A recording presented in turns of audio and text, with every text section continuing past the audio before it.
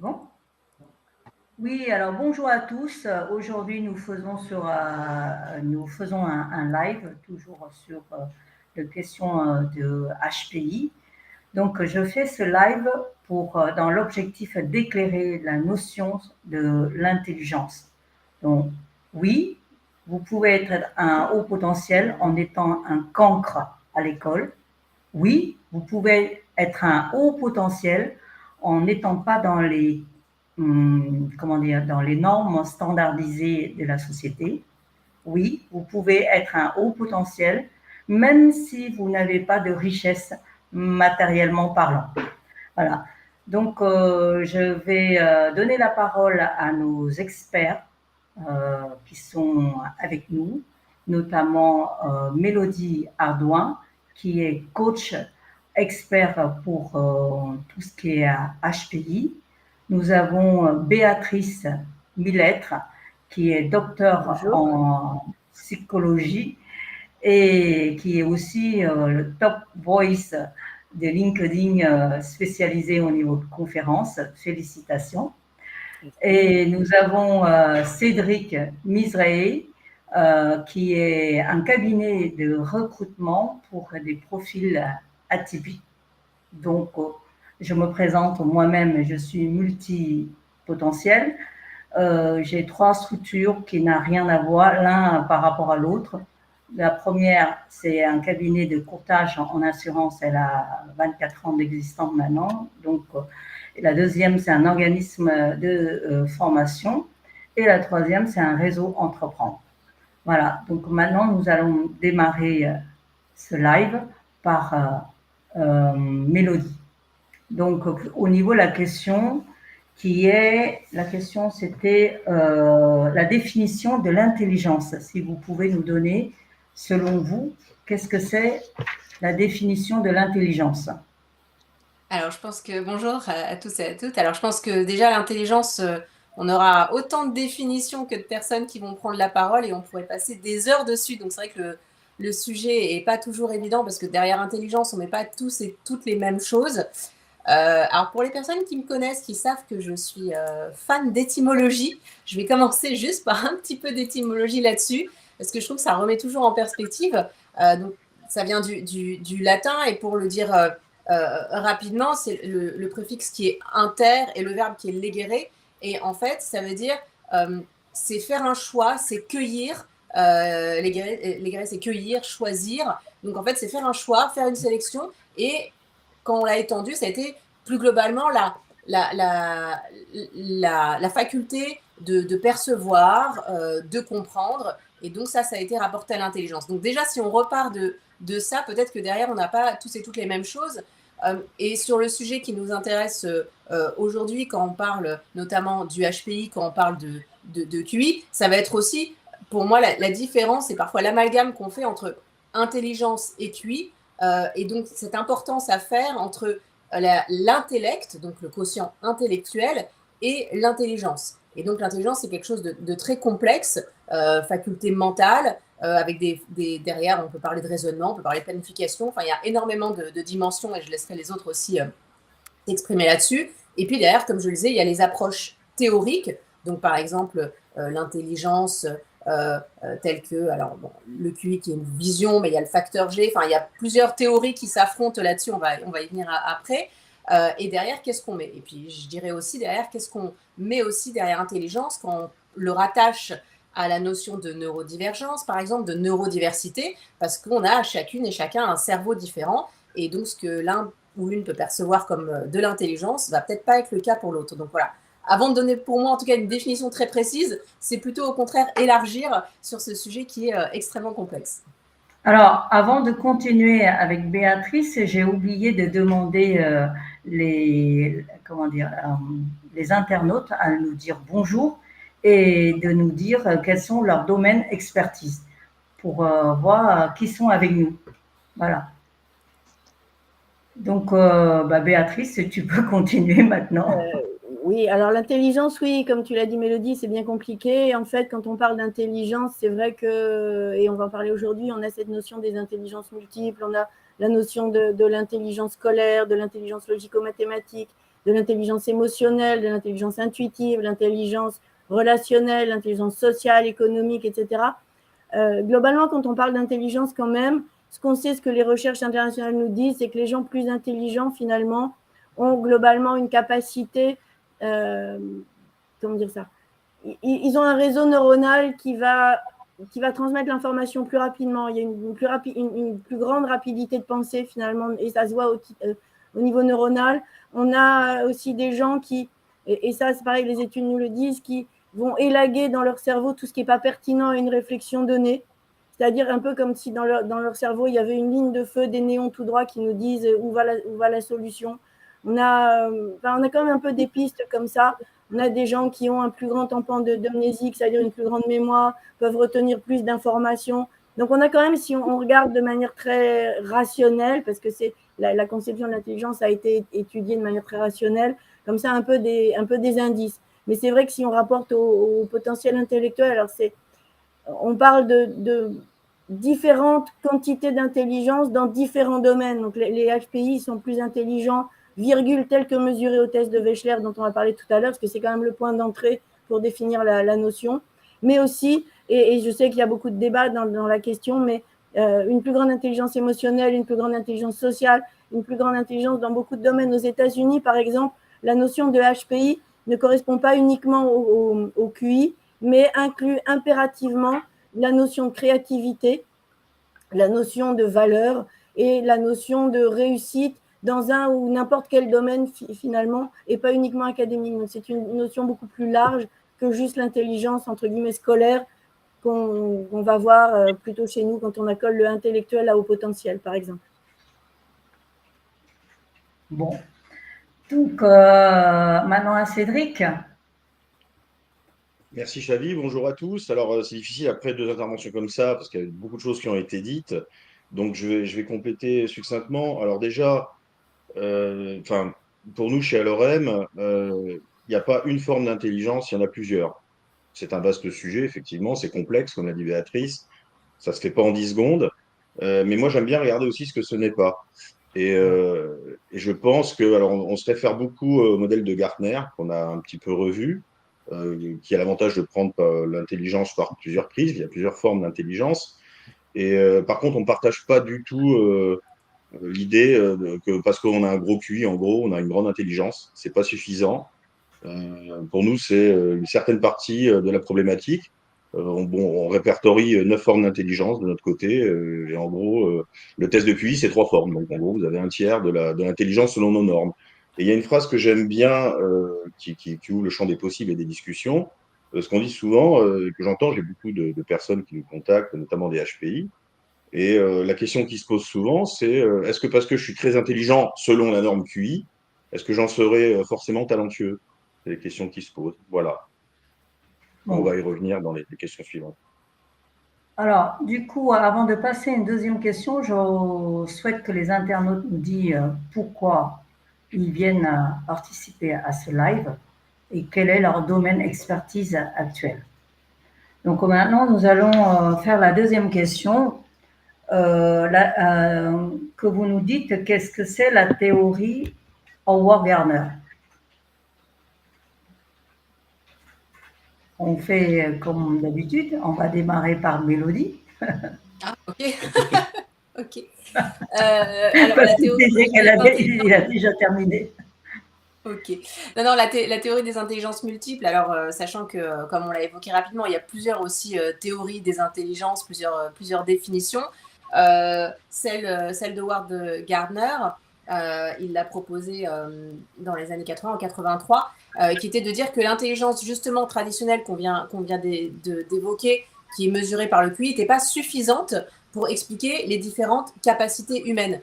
Et donc lui, il parle de différentes intelligences, notamment linguistiques, mais aussi logico-mathématiques, donc ça qu'on peut retrouver un peu quand même dans la partie test de QI, spatiale également, mais aussi, par exemple, musicale, kinesthésique. Donc kinesthésique, c'est quand on utilise en fait son corps et les sens liés au corps pour résoudre des problèmes, créer quelque chose, etc.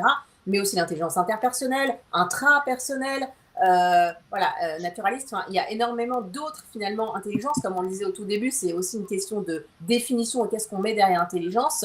Son principe en fait était d'encourager aussi, notamment dans le domaine scolaire, mais pas que, à adopter et adapter des approches pédagogiques personnalisées, plus personnalisées en tout cas, pour reconnaître que on peut exceller par exemple en musique et peut-être moins, comme tu le disais tout à l'heure, dans certaines choses plus logiques, mathématiques, et c'est pas pour ça qu'on n'est pas intelligent, c'est-à-dire qu'on a une intelligence qui sera peut-être plus, en l'occurrence musicale, et on peut être un génie de la musique et peut-être pas un génie des maths, et vice-versa. Donc ça, c'est une théorie qui est extrêmement populaire, mais qui a été aussi critiquée. Donc c'est là où, encore une fois, on se retrouve sur les questions des définitions, qu'est-ce qu'on met derrière, parce que comment ça on le prouve, et comment on va définir, comment on va prouver, comment on va calculer. Alors, est-ce qu'il faut calculer? Ça, c'est un autre débat qu'on va peut-être aussi avoir. Mais donc, c'est des choses qui, encore une fois, sont pas évidentes. Et Gartner propose parmi d'autres théories pour parler d'intelligence et l'avoir de façon plus globale.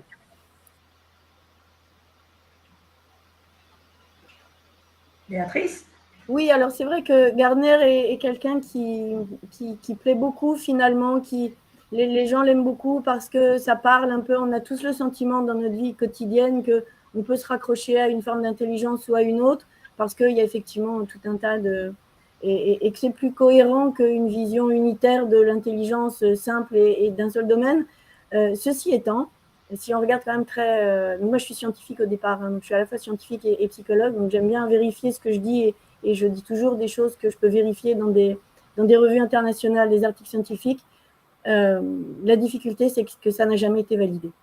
La théorie de Howard Gardner n'a jamais été validée. Elle fait partie aujourd'hui un peu des mythes et légendes en termes de l'intelligence. Ceci étant, ce n'est pas parce que ce n'est pas validé qu'on ne peut pas l'utiliser, mais quand on nous dit à l'école, on peut utiliser telle forme kinesthésique, ou on est plus auditif, ou on est plus machin, en fait, ce n'est pas la réalité. On est un peu tous de chaque, et on n'a pas finalement cette conception ancrée dans la science, dans la littérature scientifique de Gardner. Objectivement, c'est pas comme ça qu'on fonctionne. Mais ceci étant, c'est pas pour autant que c'est pas un raccourci de pensée qui est très utile et très utilisable justement dans l'application qu'on peut en tirer. D'accord. Donc, déjà, avant de donner la parole à Cédric, je voudrais remercier de participation à notre live certaines personnes, dont notamment, on voit qu'il y a LinkedIn User qui vient voir ce qu'on fait, et ça nous fait plaisir quand même qu'ils viennent voir comment dire, sur ce fameux sujet que j'avais mis en place. Donc, on va continuer maintenant avec Cédric pour nous éclairer ce point. Merci Chavi. Alors nous sur Gartner, on aime bien Gartner en fait. Alors évidemment, alors la première remarque déjà, c'est que Gartner c'est pas un test, hein.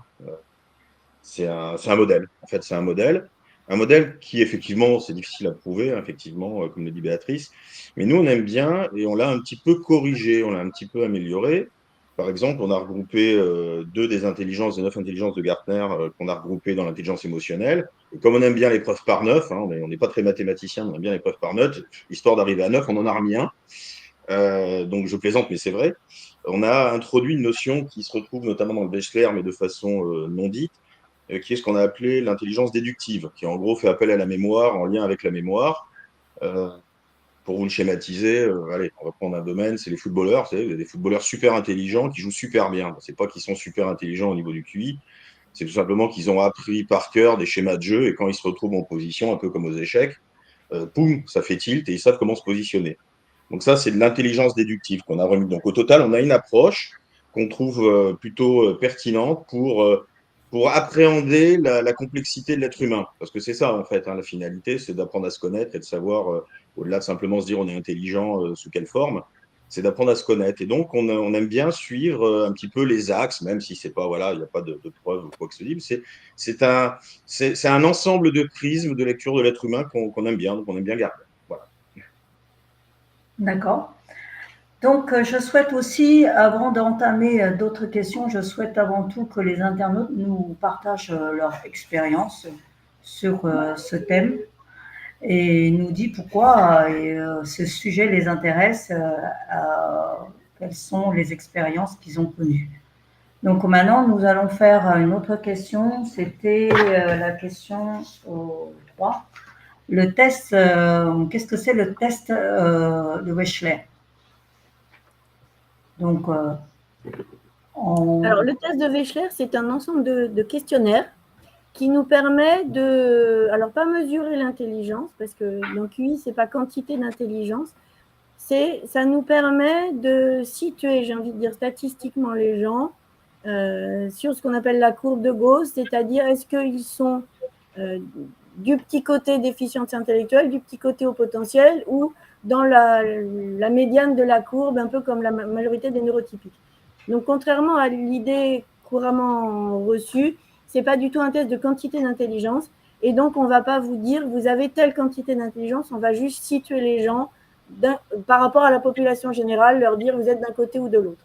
Alors ça, c'est important de le dire parce que tous les gens qui viennent passer ce test-là viennent avec des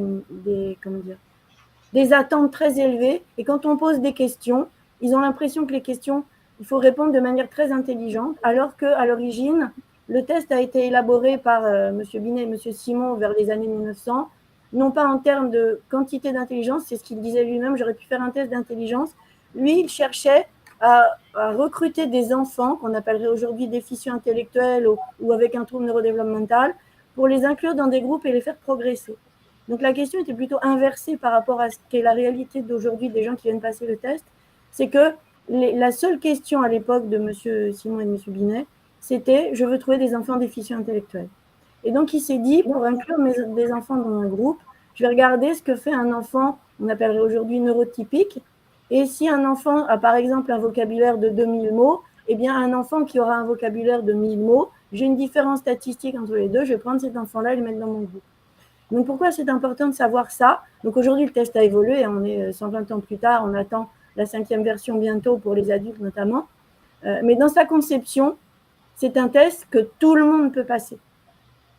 Aussi bien les déficients intellectuels que les hauts potentiels que les neurotypiques, ce qui fait qu'en pratique, il n'est pas tout à fait adapté pour les déficients intellectuels, il n'est pas tout à fait adapté pour les hauts potentiels, il est adapté pour les neurotypiques qui ne viennent jamais le passer.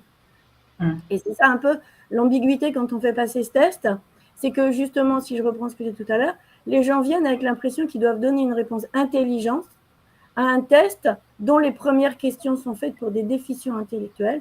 Et donc, les premières questions, par exemple, dans un des questionnaires, la première question, c'est quel jour de la semaine vient juste après lundi.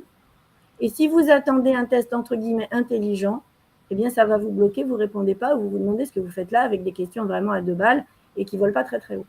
Et donc, voilà, donc ça, c'est très important de préciser le contexte de ce test-là. Donc, ceci étant, il arrive quand même à positionner les gens du côté au potentiel, du côté déficient et du côté neurotypique, avec la condition que les gens comprennent qu'on ne leur demande pas d'inventer l'eau tiède, si je peux dire. Donc, les questions sont très simples, voire un peu simplistes par moment. Et le principe, c'est plus vous répondez à des questions, plus vous gagnez des points. Plus vous gagnez des points, plus vous avez un haut QI. Mais on a donc la majorité des questions qui sont faites pour des neurotypiques et qui ne volent pas très, très haut, finalement. Voilà. Donc, pour interagir avec Béatrice, je ne fais plus de mettre de cérémonie tout d'un coup, parce que c'est quelque chose qui m'a touchée.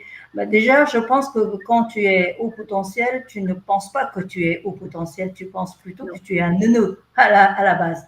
Comme moi, j'ai toujours pensé que j'étais neuneu jusqu'au jour où j'en avais tellement marre. Je suis allée faire des tests, je me suis disséquée.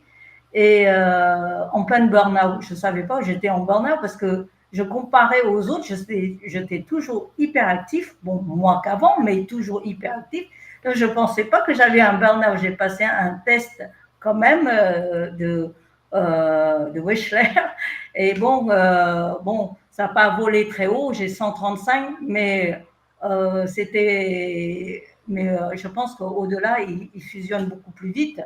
Mais j'étais en pleine burn-out. Donc, c'est pour revenir à ce que dit Béatrice. Ce n'est pas les hauts potentiels qui passent ce fameux test, puisqu'on pense qu'on est des neuneux et qu'on ne mérite pas de passer ce test. Et quand on passe, c'est trop tard. On a des trous partout, c'est un vrai passoire. on ne se souvient plus, mais on nous dit souvent que, voilà, est-ce que tu as un test cuit, est-ce que tu as réussi?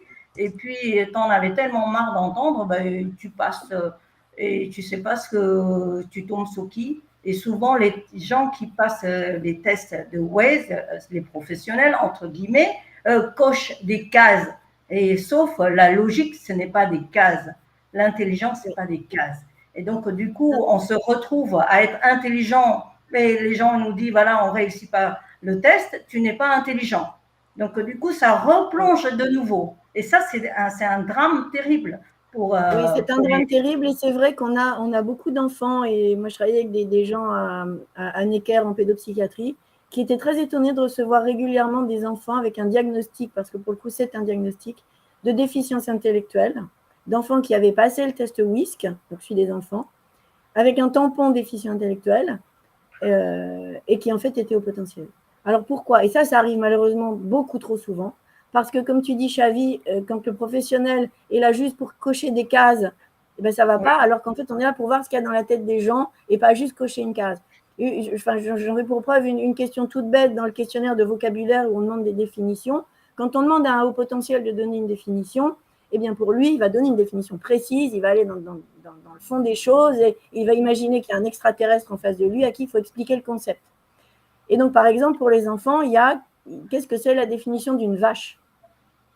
Et l'enfant, ils ont vu des vaches quand même, il ne faut pas exagérer, à notre époque, tout le monde sait ce que c'est une vache. La réponse attendue, c'est simplement un animal. Et vous avez des enfants qui répondent, je ne sais pas. Mais ils ne répondent pas, je ne sais pas ce que c'est une vache, ils répondent, je ne sais pas te l'expliquer. Parce que sous-entendu, c'est trop compliqué pour moi, petit enfant, de t'expliquer ce que c'est une vache, le concept est super compliqué. Comment j'explique ça à un extraterrestre qui n'en a jamais vu de sa vie? Certainement pas en lui disant c'est un animal. Et donc, c'est là où, donc c'est un peu caricatural, mais c'est des exemples que j'ai vus. Quelle est la différence entre la vache et l'abeille? C'était ça la question. Et donc, dans la question, c'est juste la réponse à un animal. Et donc, l'enfant ne va pas répondre. Le professionnel en face, et il y en a malheureusement, enfin, je ne suis pas là pour démolir les collègues, mais il y en a qui font ça, effectivement. Ils vont dire, l'enfant ne sait pas, je lui mets 0 point. Alors que si on va plus loin en disant, oui, non, mais attends, t'en as déjà vu des vaches, dis-moi ce que c'est. Oui. Et bien là, l'enfant finit par nous dire. Et donc, je crois que c'est ça aussi, cette difficulté de ce test, c'est que si on n'est pas, si on ne sait pas ce qu'on va chercher, très personnellement, j'en fais passer toute la journée des tests comme ça, parce qu'il y a une forte demande, mais la première des choses, c'est de rencontrer les gens avant, de discuter avec eux. Et quand on sait ce qu'on va chercher, eh bien finalement, on va le chercher et on le trouve. Et on sait que la personne en face sait ce dont on parle et donc va pouvoir nous dire nous donner la réponse. Si effectivement un enfant nous dit je ne connais pas tel mot, je ne l'ai jamais entendu de ma vie, ce n'est pas pareil. Et c'est ça, je pense, qu'est la nuance et que doit être le rôle du psychologue qui fait passer le test. Oui. Et je disais que souvent les HP, ils ne savent pas trop répondre quand c'est trop facile. Je prends cet exemple de vache. Moi, quand j'ai passé ce fameux test, on me demandait quel est le point commun entre la vache et l'abeille. Bon, dans le premier coup, je dis c'est l'animal, mais je me suis dit c'est tellement facile et idiot. Peut-être il y a des questions de piège. Du coup, je ne savais pas quoi répondre. Je dis miel pop. Voilà, parce qu'au fait, quand c'est trop facile, on se dit peut-être il y a des pièges. Et oui, il y a des pièges. Et je peux dire, je l'ai fait passer il y a 3 jours à un monsieur. Je lui explique, mais non, cher monsieur, ne vous inquiétez pas, il n'y aura jamais de piège. Et à un moment, je le voyais qui fumait. Je lui dis, non, mais arrêtez, vous allez trop loin. Réponse à 2 balles, s'il vous plaît. Ne cherchez pas, il n'y a pas de piège, donnez-moi la réponse simple. Et on a beau expliquer, c'est le principe aussi des personnes au potentiel qui ne peuvent pas concevoir que une question intelligente demande une réponse basique. C'est pas envisageable. Et de toute façon, on sait aussi que les hauts potentiels sont plus à l'aise dans la complexité que dans ce qui est simple. Ce qui est simple est compliqué, mais ce qui est compliqué est simple. Et donc, ils vont se mettre la rate au courbouillon pour répondre à un truc intelligent, même si c'est à des pâquerettes. Et donc, le rôle du psychologue, c'est aussi de ramener les gens. Cédric, parce qu'il n'a pas parlé encore. Chavi, si je peux me permettre, je voudrais intervenir. Alors, bon, Pierre Davez m'a coupé un peu l'herbe sous le pied, mais donc je me permettrai, je voulais en parler depuis tout à l'heure. Il y a un élément intéressant sur le test aussi, il ne faut pas oublier qu'il est chronométré. Et Oui, donc, c'est moi, chronométré. j'aime bien parler d'universalité des solutions, sinon l'humain est universel hein, par définition.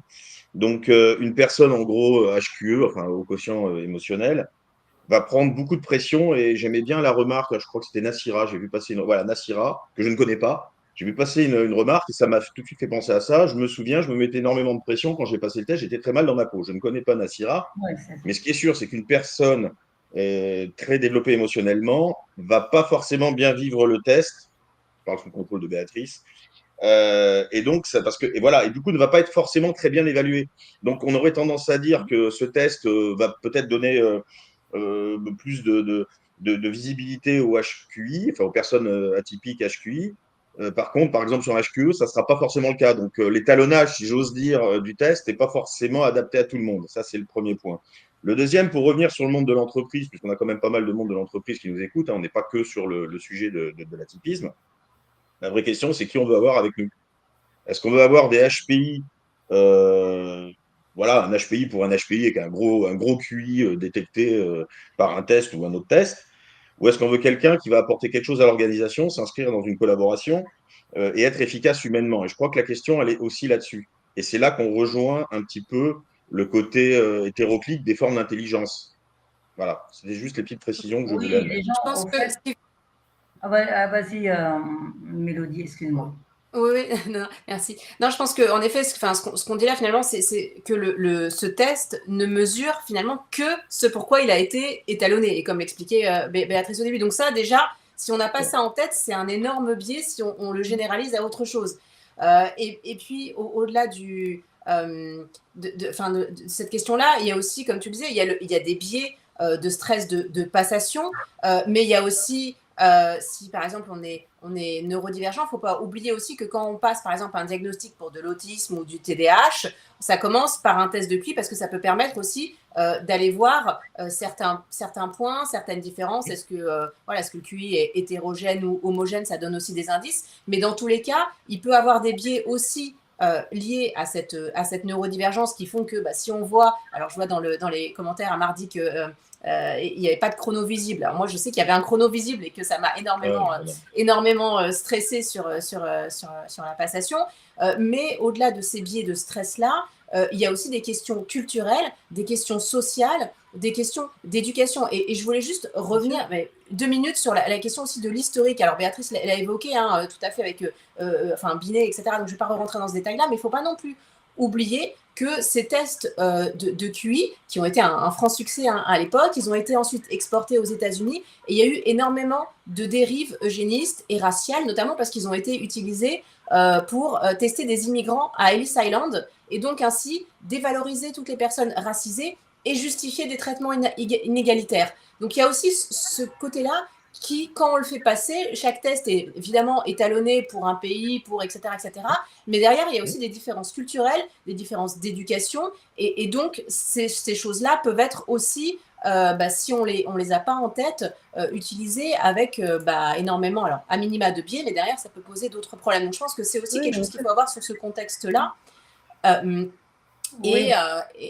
Oui, imaginez, il se trouve, moi je travaille aussi avec l'Afrique et faites passer ce test-là à des Africains dans un village qui sont analphabètes et voilà. C'est pas pour autant qu'il n'y a pas de haut potentiel chez eux, mais ce test-là ne va révéler rien du tout. Le test n'est pas adapté.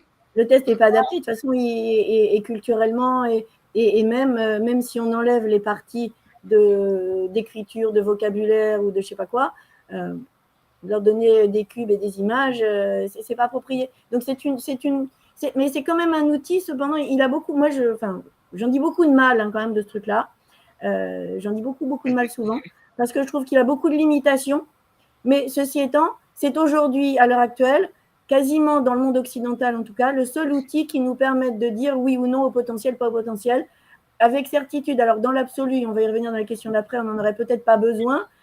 En pratique, quand un enseignant doit mettre en place des aménagements, et c'est légitime, qui demande un tampon pour pouvoir faire des aménagements et pas des aménagements pour tout le monde et n'importe qui.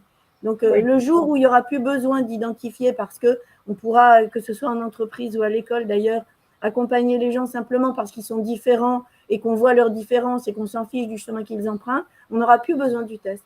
Aujourd'hui, malgré tout, bon an, mal an, il tient à peu près debout.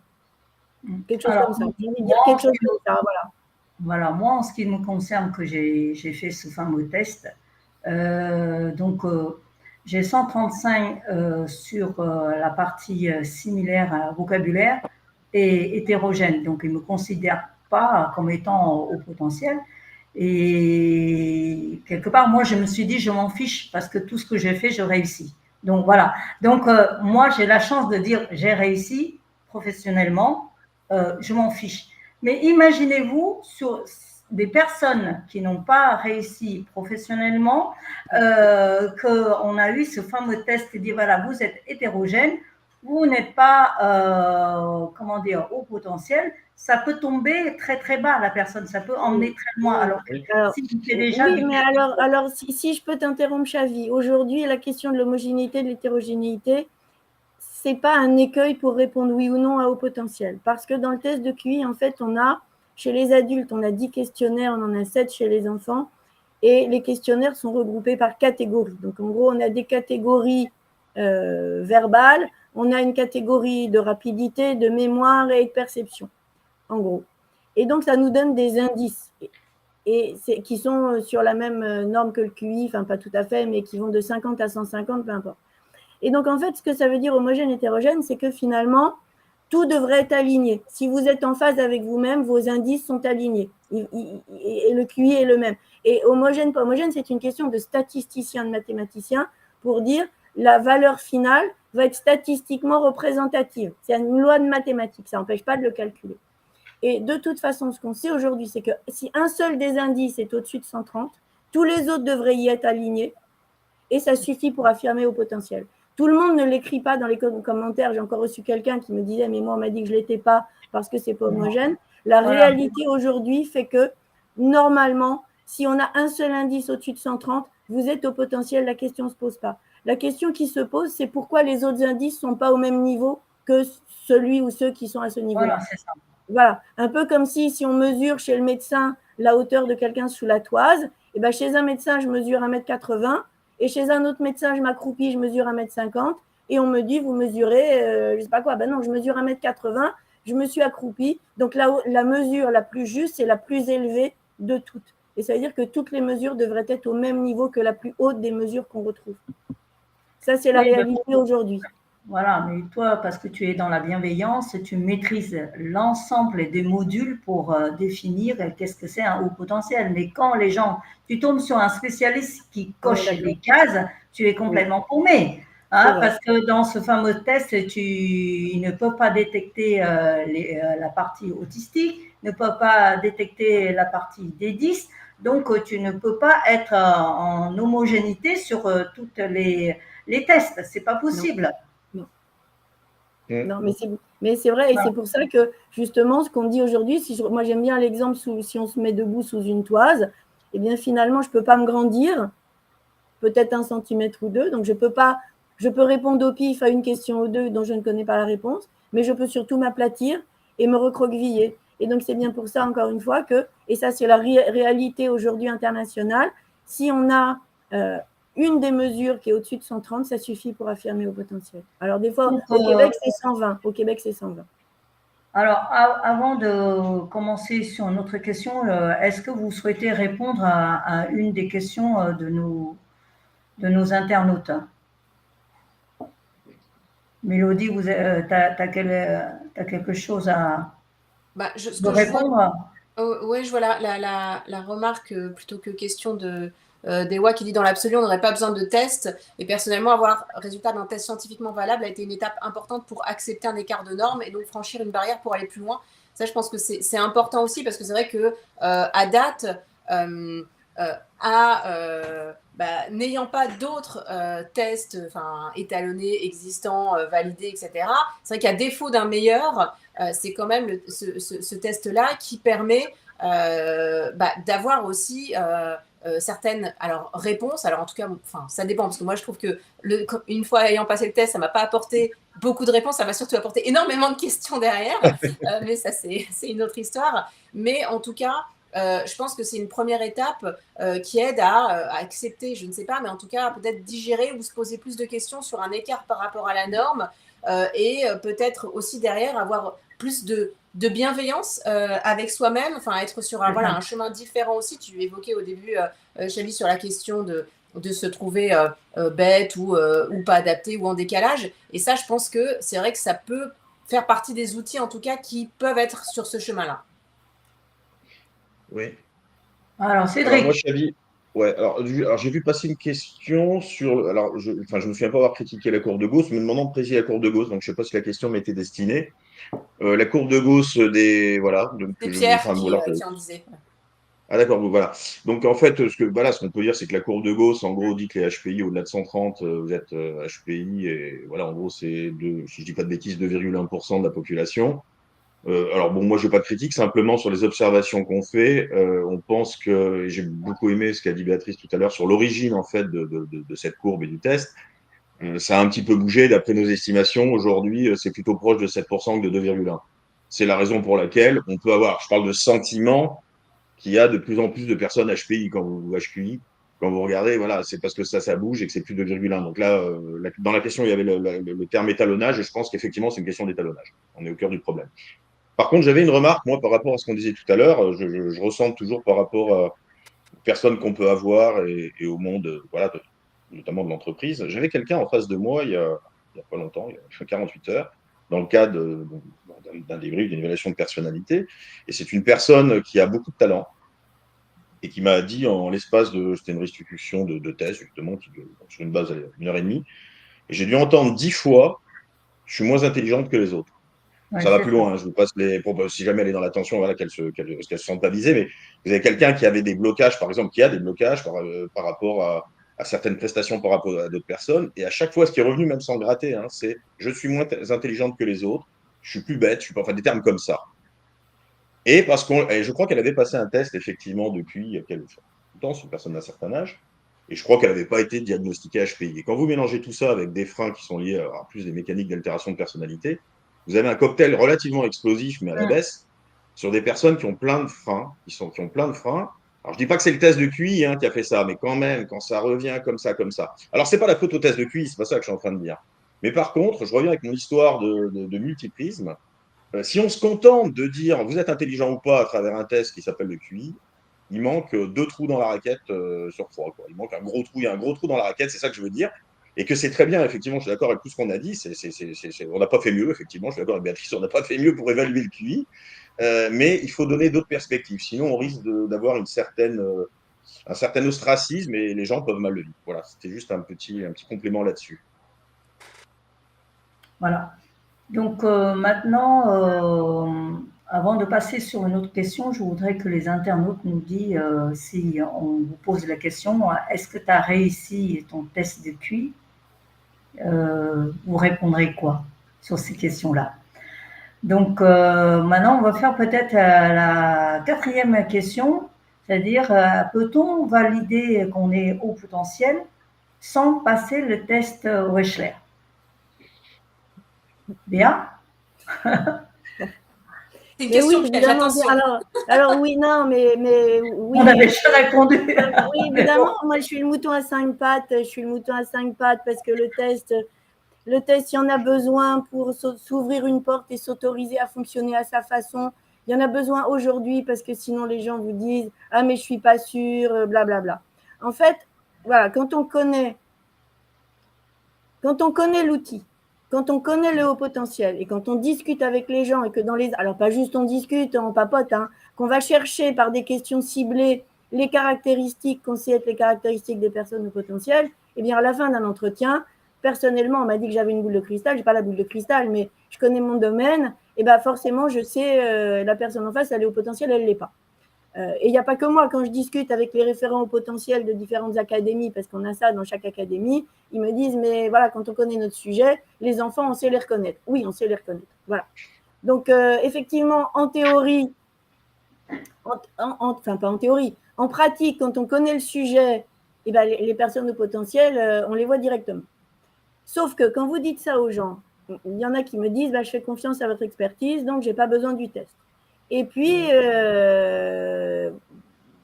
y en a que ça marche. Et puis, il y en a, 3 semaines après, ils reviennent, ils disent, oui, mais quand même, j'ai besoin du test parce que sinon, je ne suis pas sûre.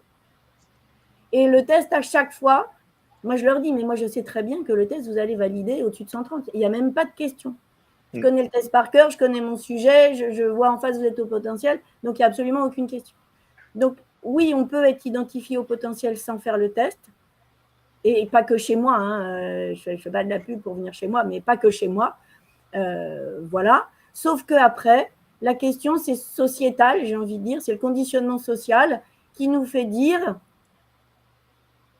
mais tant que je n'ai pas mon tampon, ben, je ne suis pas sûre. Tant que ce n'est pas histoire de tampon, tant que je n'ai pas le tampon, tant que je n'ai pas le tampon, comment j'en parle à ma famille et moi, j'ai encore le cas d'une jeune femme hier qui me dit ah oui, mais ma famille, elle ne me croit pas. Ah ben, je ne crois pas à la famille. Ou comment j'en parle dans mon boulot, ou comment j'en parle à l'école pour avoir les aménagements pour mon enfant, ou comment j'en parle dans la fratrie, ou comment, etc. etc. Donc voilà, c'est une question, j'ai envie de dire, sociétale, c'est une question qui est très personnelle. Est-ce qu'on en a besoin soi-même ou pas? La question du test ou la question de savoir qu'on est au potentiel par une façon ou par une autre, hein, qu'on fasse confiance à quelqu'un qui vous dit oui, vous l'êtes, voilà, il n'y a pas besoin de faire le test, oui, vous avez le test, ça ouvre la porte, ça permet aux gens de s'autoriser à fonctionner de la façon qu'est la leur. Voilà.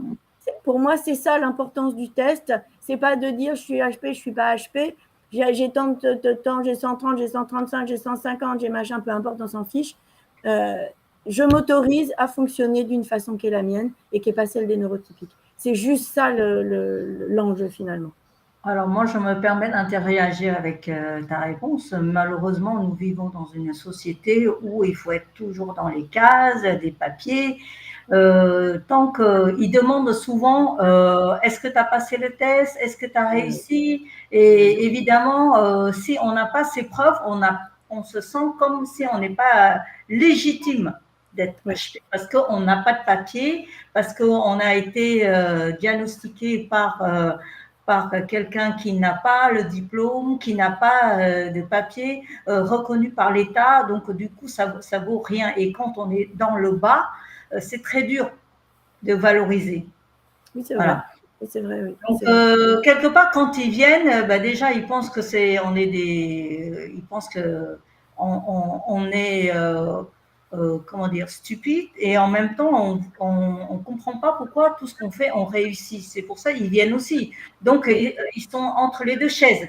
Et en même temps, envie de prouver aux autres qu'ils sont pas cons.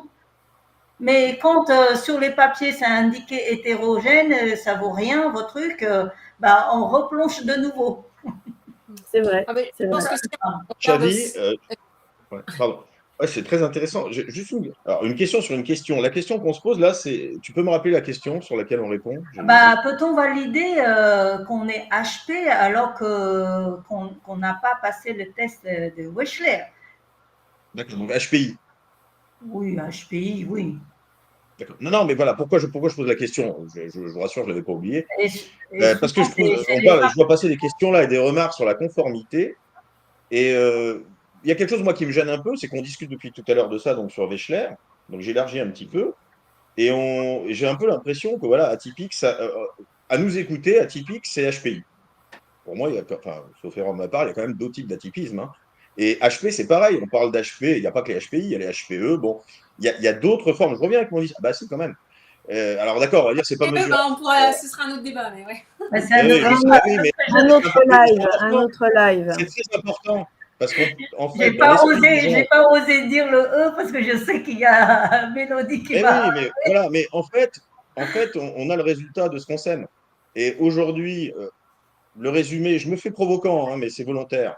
Le résumé, je suis intelligent, donc j'ai un gros QI. Et bon, quelque part, on en souffre un peu. Enfin, on en souffre, je parle, le monde, on en souffre.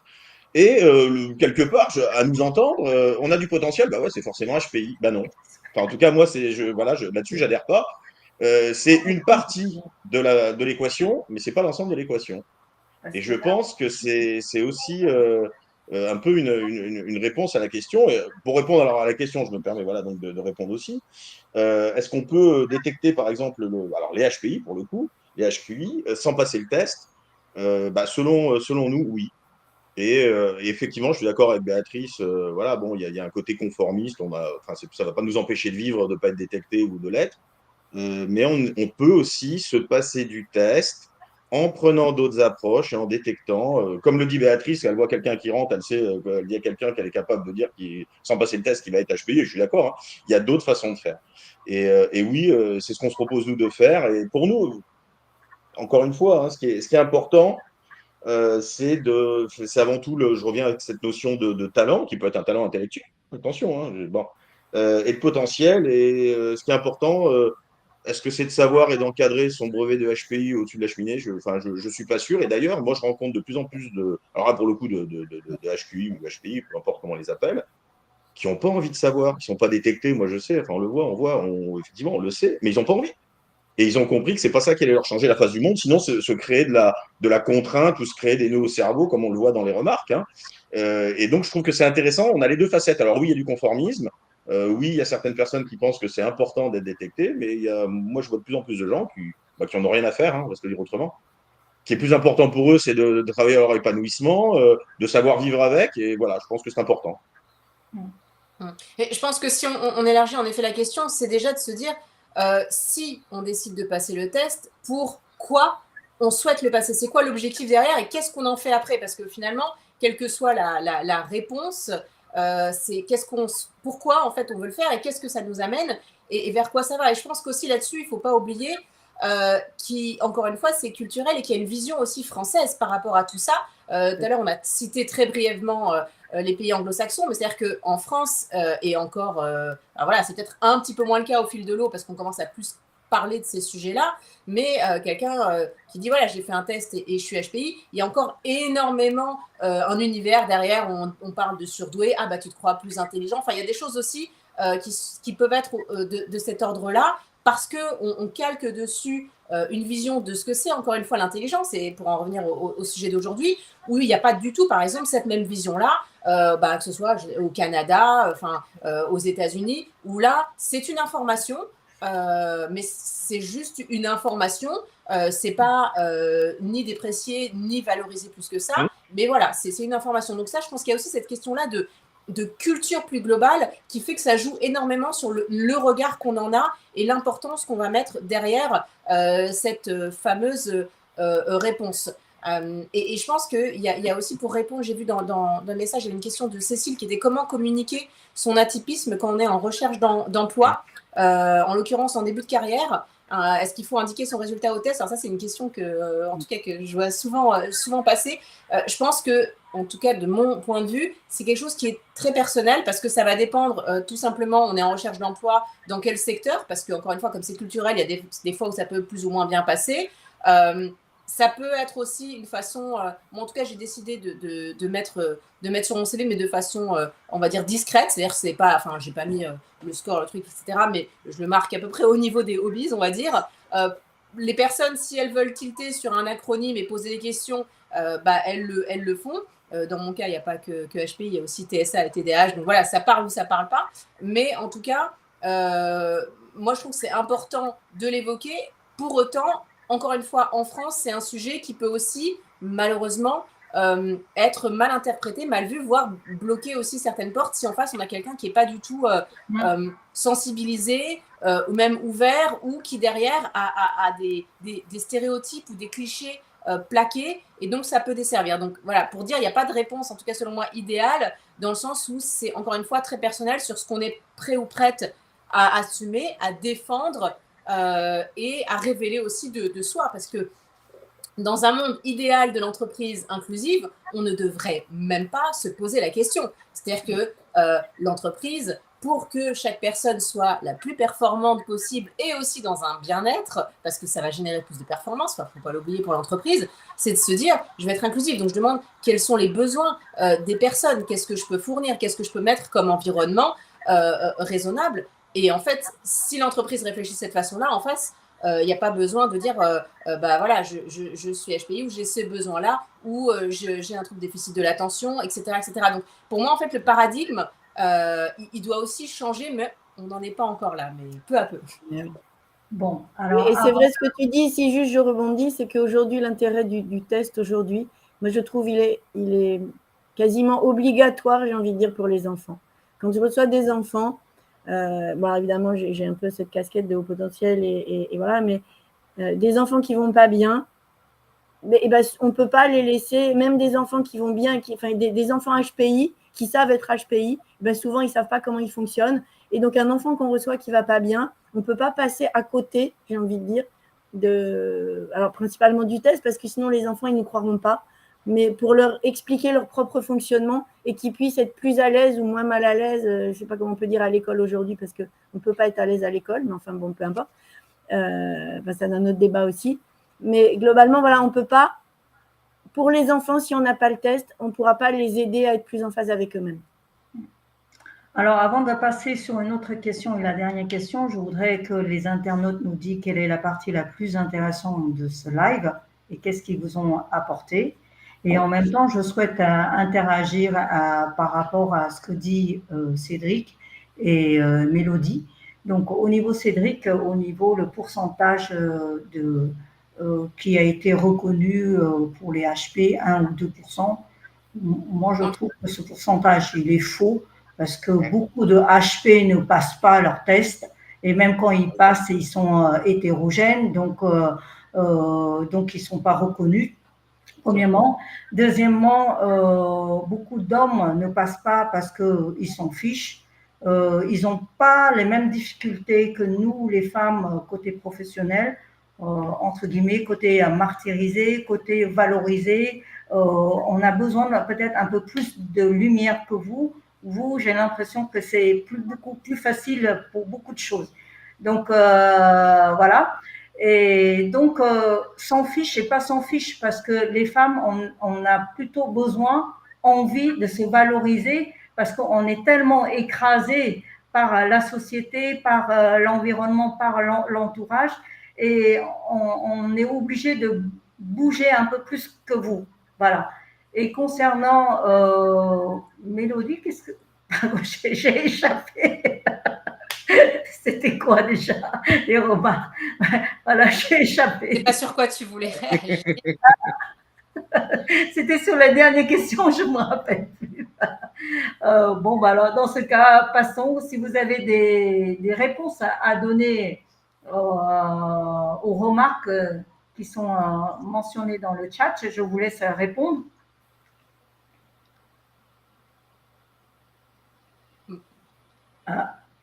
Il y a des questions que vous souhaitez répondre?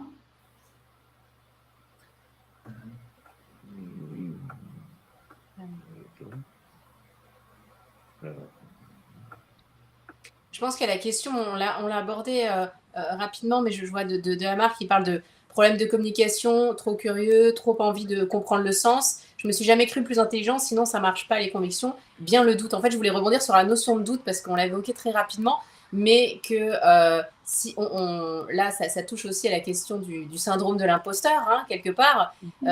Et finalement, on ne peut savoir, on ne peut douter de son intelligence que à la limite quand on sait tout ce qu'il peut y avoir dedans et tout ce qu'on n'a pas. Et donc déjà, on est dans ce questionnement-là et donc on peut douter. Quelqu'un qui ne se pose même pas la question et qui n'a pas cette vision-là ne va pas s'interroger. Et en fait, c'est aussi souvent ça qui fait que des personnes qui sont intelligentes vont être plus dans le doute parce que justement, elles savent tout ce que ça peut englober derrière, tout ce qu'il y a de plus à savoir. Et donc, évidemment, ça peut être abyssal. Alors que si on ne se pose pas de questions, et là, je mettrais, on va dire, l'autre côté, entre guillemets, de la courbe et l'effet Dunning Kruger, pour celles et ceux qui connaissent, en fait, si on est sûr de soi et qu'on est potentiellement un peu bête parce qu'on ne se pose pas la question, on ne va pas au-delà, et dans ce cas-là, on peut être très sûr de soi.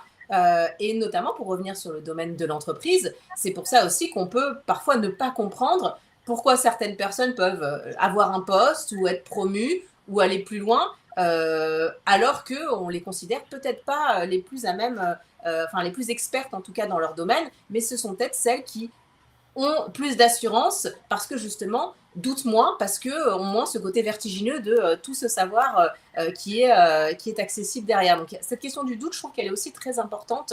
Et là, je parle de l'entreprise, mais c'est évidemment beaucoup plus large. Voilà. Ça y est, j'ai retrouvé la question. C'est par rapport, doit-on demander à HP lors du recrutement? Moi, j'ai vécu une expérience étrange récemment, il y a 1 an et demi. je voulais postuler pour être cadre en mission de façon ponctuelle dans les structures parce que j'adore régler des problèmes, parce que ça me stimule ma matière grise. Donc, je me suis permis à la fin dire que je suis HP, donc il n'y avait pas de problème.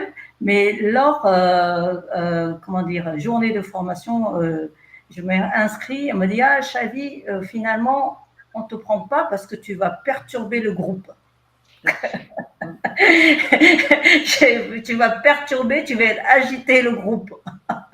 Donc, ma place est perdue. J'ai dit, bah, comment ça perturber? Bah, perturber le groupe. Bon, moi, j'avais compris que peut-être il ne faut pas dire. Le souci, c'est quand on ne dit pas, c'est pas bien. Quand on dit, c'est pas bien. Et beaucoup de HP au niveau de salaire sont très dévalorisés au niveau de notre salaire. Donc, on ne sait pas sur quel pied danser avec des gens. Donc, peut-être savoir si le recruteur, il est HP s'il est HP, peut-être vous pouvez dire, mais s'il ne l'est pas, ça peut être comme une expérience malheureuse que j'ai vécue il y a 1 an et demi. Donc, je dirais, c'est au compte-gouttes. Il n'y a pas de règles. J'ai envie de te répondre en disant, moi, il y a un biais. C'est vrai que quand on parle de haut potentiel aujourd'hui en entreprise ou aux amis ou n'importe qui, et on a aussi cette image enfin, il y a une image aujourd'hui qui colle à la peau des HP, une étiquette, et c'est pas toujours très bien vu. Donc, c'est vrai qu'en parler directement comme ça, c'est pas toujours très sympatoche. Mais on peut prendre un biais, on peut prendre le biais de l'intuition, on peut prendre le biais de l'hypersensibilité. Moi, je trouve que c'est intéressant de prendre un autre biais, justement, pour dire à peu près la même chose, mais sur une notion qui est moins controversée et qui va être moins moins dangereuse, j'ai envie de dire, d'aborder. Voilà. Et puis, j'aimerais répondre à Lamine. Bonjour Lamine. Bonjour Lamine. Qui nous demande si l'adulte de 40 ans peut vivre une grande souffrance en découvrant qu'il est au potentiel. Pardon. Donc, j'ai envie de dire, mais non, bien au contraire, ça ouvre des portes. Et c'est pas parce qu'on a 40 ans, 50 ans, 60 ans qu'on découvre tardivement qu'on est au potentiel. Ça ne crée pas une souffrance, ça en enlève. Ça en enlève. Ça donne un soulagement et ça donne des clés. Encore une fois, moi j'ai toujours les mêmes mots, des clés de compréhension, et ça permet enfin d'être en phase avec soi-même, de fonctionner à sa façon. Donc c'est au contraire plein de nouvelles pistes et c'est positif de découvrir même plus tard qu'on est au potentiel. Donc là, il y a une question intéressante. Que faire avec les collègues? Chavi, moi je veux bien répondre. Il y a une question d'Ingrid que j'ai vu passer. Attends, on a le sentiment qu'il y a de plus en vous l'avez mis, qu'il y a de plus de HPI aujourd'hui, ou est-ce vraiment le cas, ou est-ce que c'est plus de personnes détectées aujourd'hui? Alors, il y a peut-être un nombre de personnes qui se font détecter, c'est possible, mais néanmoins, ce qu'on constate, c'est qu'il y a de plus en plus de jeunes qui sont HPI. Et un des éléments explicatifs, notamment, c'est lié au niveau du cerveau par ce qu'on appelle les neurotransmetteurs, et un qui s'appelle la dopamine. Et donc, il y aurait une augmentation de la dopamine qui fait qu'il y a de plus en plus d'HPI. Voilà, c'est une des clés de lecture. Je ne sais pas si ça répond à Ingrid. Et j'ai vu passer aussi une question sur les pervers, quelque part. Je ne sais plus, j'ai vu une question sur les pervers. Alors, je ne sais pas ce qu'en pensent mes collègues, mais là, par contre, il n'y a pas forcément un rapport. Il faut faire attention à faire un rapport un peu entre le HPI et les pervers. J'ai vu passer une question. Il y a eu des études qui disaient qu'il y avait plus ou moins un rapport.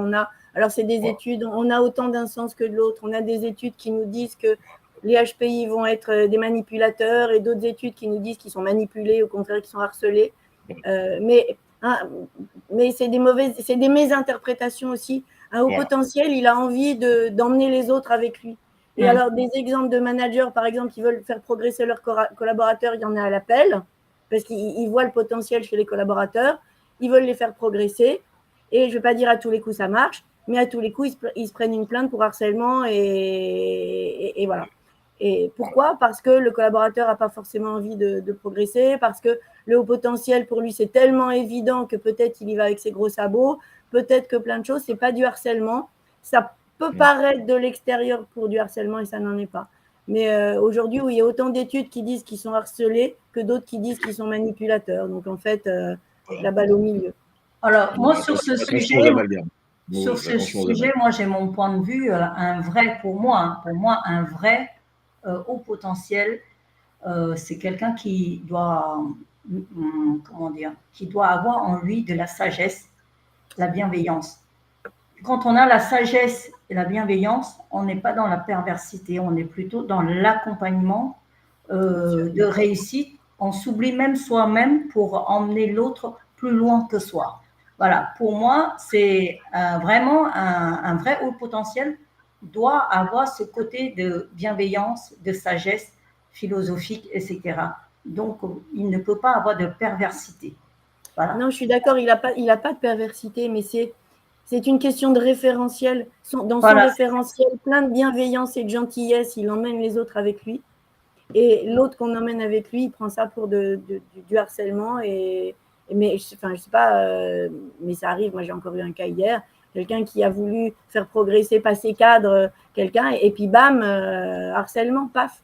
Mais ça arrive tout le temps. Alors que c'est juste de la bienveillance et de la gentillesse, mais qui sont mal interprétées par les gens qui n'ont pas le même référentiel.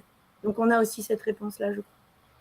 Juste, je voulais revenir et compléter ce que tu disais, Cédric, à la réponse par rapport à ce que demandait Ingrid. Bonjour Ingrid, au passage sur le QI. Je pense que pour redonner des chiffres, en fait, le pourcentage de 2,3 qui sont HPI, c'est quelque chose qui est restrictif dans le sens où ça n'évolue pas. Ça a été la définition en tant que telle de ce qu'est le QI, etc. Donc, ce pourcentage-là, il n'évolue pas. Après, ce qu'on peut se demander, c'est que comme c'est réétalonné, est-ce que des personnes qui l'auraient passé il y a X temps seraient à l'heure actuelle, voilà, ne le sont plus, etc. Donc, ce questionnement-là, il est multiple parce qu'on parle aussi, peut-être ça vous parle de l'effet Flynn, qui sont des questions justement autour des scores de tests du quotient intellectuel, qui s'interroge sur est-ce que le quotient intellectuel globalement diminue ou augmente. Voilà, je ne vais pas rentrer dans tous ces débats-là. Ce qui est intéressant, je pense aussi à avoir en tête, c'est qu'au-delà du fait de se dire c'est tel ou tel pourcentage, il y a la question du test. Et j'irai plus largement pour évoquer aussi le diagnostic sur d'autres types de neurodivergences, parce que par exemple, sur les troubles déficit de l'attention avec ou sans hyperactivité, sur l'autisme aussi, il y a des scores, si j'ose dire, enfin des scores, des chiffres, des pourcentages de personnes concernées qui évoluent. C'est pas parce qu'il y en a plus, c'est parce qu'aussi on connaît mieux, notamment on arrive mieux à détecter les femmes, ce qui n'était pas du tout le cas avant, bref, autre débat, mais voilà, c'est un sujet qui me tient à cœur. Il y a aussi tout ça qui évolue.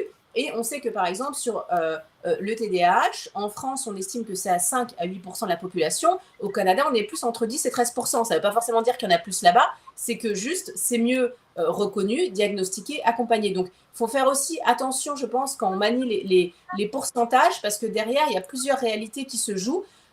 Et si on veut un autre exemple aussi, parce que c'est aussi, encore une fois, très culturel, la Chine a, il y a quelques temps, en raison de sa population nombreuse, etc., changer et préférer établir le seuil du haut potentiel à 140 de QI, le trouvant plus discriminant.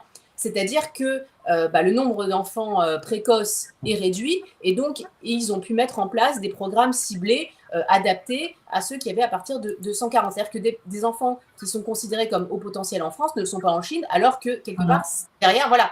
Donc c'est pour ça que je pense qu'il faut aussi prendre avec précaution les chiffres quand on en parle, parce que on peut souvent leur faire dire... Oui, pour rebondir sur ce que tu dis, au Québec, on est plus à 10% de la population, indépendamment du QI.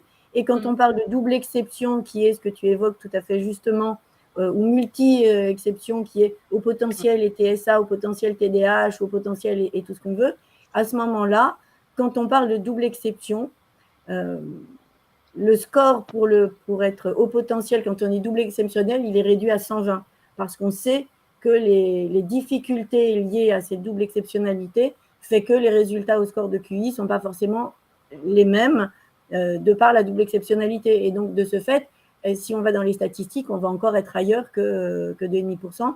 Et si on prend encore une fois au Québec 120 ou en Belgique 125, ou voilà, les chiffres, finalement, ils sont fluctuants. Et ce n'est pas très grave, finalement, parce que le pourcentage, il n'est pas plus important que ça. Quand on dit aussi que ça augmente, Cédric, avec la dopamine, je crois que la prochaine génération, ce qu'on appelle les enfants écrans ou les enfants appartements dans d'autres pays, ces enfants-là, leur QI aujourd'hui, ils sont tous déficients intellectuels quand on les reçoit en consultation, parce qu'ils sont élevés par les écrans depuis qu'ils sont sortis de la maternité, et ça va être c'est une réalité déjà aujourd'hui. Qu'est-ce que ça donne pour la suite? Ce n'est pas des enfants qui spontanément seraient intellectuellement déficients, mais qui le deviennent par l'impact de l'environnement. Et on sait que l'environnement a un rôle énorme sur l'expression de l'intelligence au sens large, si on veut. Bon, maintenant, avant de terminer la dernière question, je voudrais demander aux internautes de nous dire quels sont les sujets qu'ils souhaiteraient qu'on organise pour le prochain live. Et donc, du coup, on termine par la dernière question. Y aura-t-il une remise en question sur le test Wechsler? Alors, là aujourd'hui, Wechsler, on en est pour les adultes, on est à la 4e édition, 5e pour les enfants. Les enfants, on a la nouvelle version depuis, je ne sais plus, 6-7 ans, quelques années. La 4e édition des adultes, on l'a depuis entre 15 et 20 ans, je ne sais plus exactement. La version numéro 5 arrive. Elle arrive normalement cette année aux États-Unis et le temps qu'ils l'adaptent et qu'ils la traduisent pour la France, peut-être 2025. Donc la bonne nouvelle quand même, c'est qu'elle va être un peu plus adaptée pour les hauts potentiels, en ce sens qu'aujourd'hui, comme je disais tout à l'heure, on est obligé de commencer à la première question et d'enchaîner toutes les questions jusqu'à la fin. Là, si on a suspicion de haut potentiel, on pourra commencer, j'ai n'importe quoi, à la 15e question.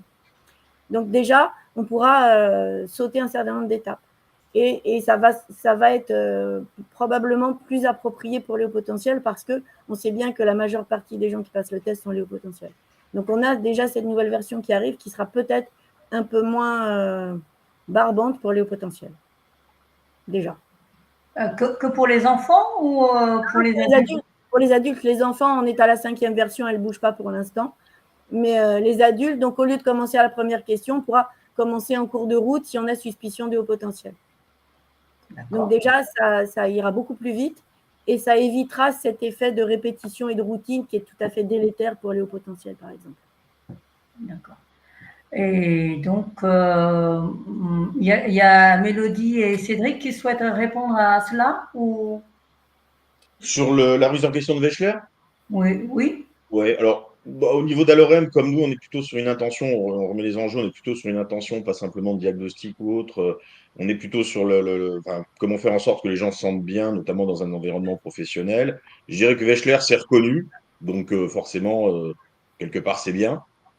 Pour nous, par contre, pour appréhender la personnalité, c'est has-been, hein, je vais être très clair. Enfin, pour nous, sur notre vision, avec notre vision et l'enjeu mais qui est c'est le pas un nôtre. test de personnalité, on est d'accord. Non, non, voilà, c'est ça. Donc, c'est pour ça, voilà, c'est reconnu, c'est très bien. Encore une fois, mais on le met en perspective. On est bien d'accord, mais c'est le test, effectivement, qui permet de lire des choses. Mais voilà, pour nous, on a une lecture, on a un prisme différent, on a un angle de vue qui est différent. Et nous, ce qu'on privilégie, c'est avant tout l'épanouissement pour la performance en restant en santé. Voilà, c'est plutôt ça qui nous intéresse. Et Wechsler est complémentaire, va être complémentaire, mais par contre, il est complètement évacué. Nous, en aucun cas, on utilise à notre niveau Wechsler. C'est un complément. Voilà, c'est tout ce que je peux dire là-dessus. D'accord. Mélodie?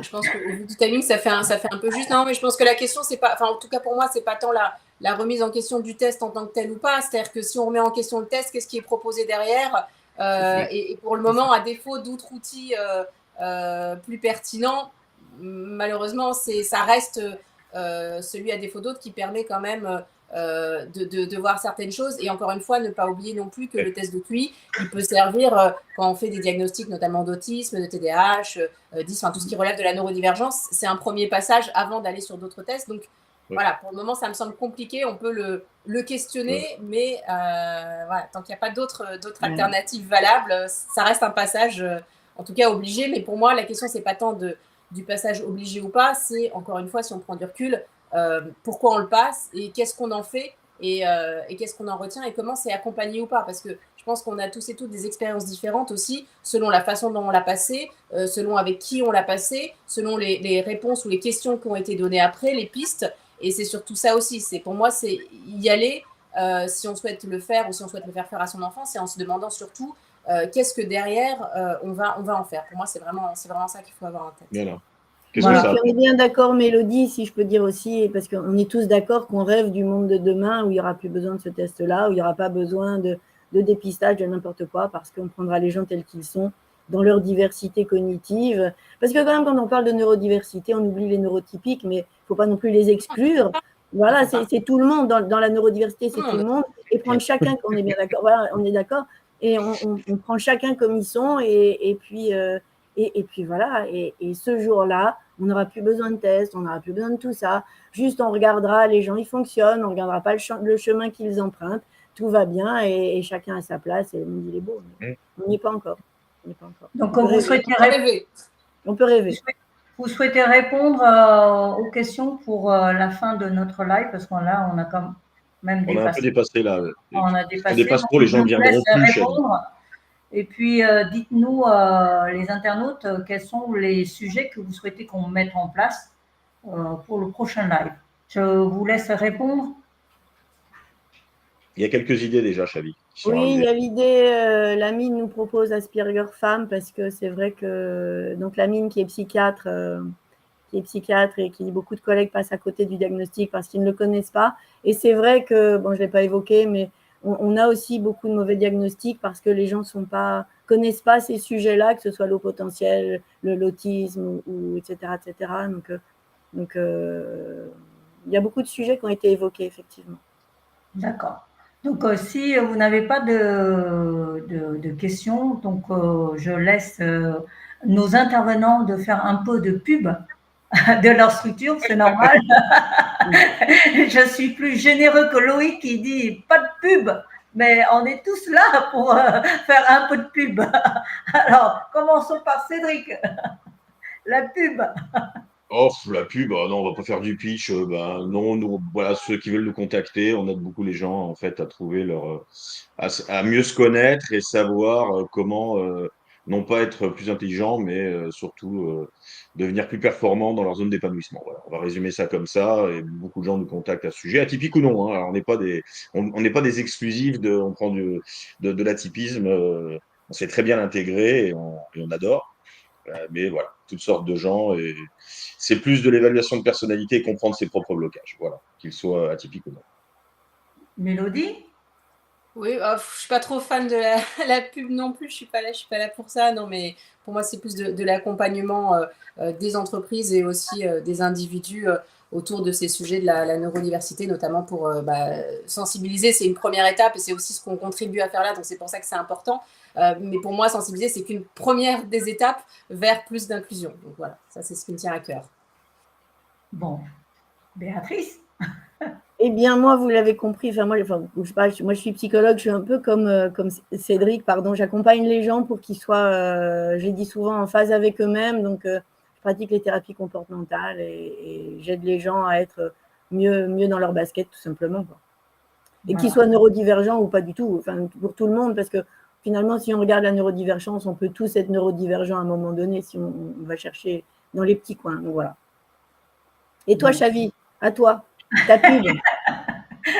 Je ne sais pas par quoi commencer parce que sur LinkedIn, il paraît qu'il faut dire qu'une seule compétence et j'étais un peu perdue par ça au début. Je mettais quand même pas mal de ce que je sais faire et plus ça va, plus je réduis au minimum parce que l'algorithme reconnaît qu'une seule compétence. Donc là, j'ai valorisé le digital notamment.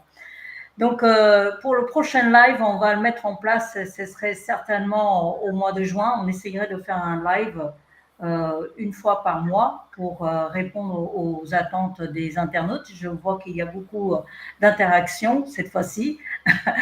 Et je remercie les internautes de nous avoir suivis. Donc, je les invite à revenir joindre à notre communauté de réflexion Unisson sur les thèmes qui vous intéressent. Et puis, si nos intervenants souhaitent répondre, ils peuvent aussi le répondre. Donc, on a créé un groupe Unisson, un cercle de réflexion sur tous les lives que j'ai organisés pour éviter que ça soit disparate. Il y a des questions, moi, je peux peut-être pas répondre à toutes les questions. Et ce fameux groupe permet justement qu'il y a un échange entre nous sur les questionnements qui peuvent se poser pour vous. Donc, je vous remercie. Je vous dis à très bientôt et puis pour le prochain live. Merci, Chavi. Merci à toi d'organiser tout ça. Au revoir à tous. Merci beaucoup. Au revoir. Et puis, peut-être après, on va rester entre nous.